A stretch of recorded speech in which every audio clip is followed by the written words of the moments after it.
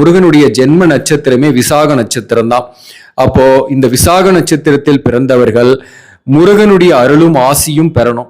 அது எப்படி பெறணும், எப்போ போனா அது சிறப்பா இருக்கும்? திருச்செந்தூர் முருகன் கோயில் தான் குரு ஸ்தலம்.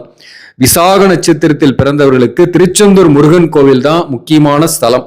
நீங்க எத்தனை கோவில் போனாலும் சரி, திருச்செந்தூர் முருகன் கோவிலுக்கு குறிப்பா மேலான ஒளி பௌர்ணமி நாள்ல நீங்க போய் அந்த முருகபெருமானை தரிசிச்சுட்டு வர்றது மிக அற்புதமான பலன்களை கொடுக்கும் உங்களுக்கு. இப்போ விசாக நட்சத்திரம் என்பது 16வது நட்சத்திரம். விசாக நட்சத்திரத்தோட அதி தேவதையே முருகன் தான்.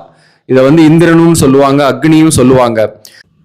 விசாகம் என்பது ஒளி பொருந்திய, மேலான ஒளி பொருந்தியன்னு அர்த்தம். வியாழக்கிழமையும் விசாக நட்சத்திரம் சேர்ந்து வரக்கூடிய நாள்ல நீங்க முருகபெருமானை, திருச்செந்தூர் முருகனை போய் தரிசிக்கிறீங்க, வேண்டிக்கிறீங்கன்னாக மிக அற்புதமான பலன் கிடைக்கும், கேட்டது கிடைக்கும். அப்படி இல்லைன்னா பௌர்ணமி நாள்ல நீங்க திருச்செந்தூர் முருகபெருமானை போய் தரிசிக்கிறது நல்லது.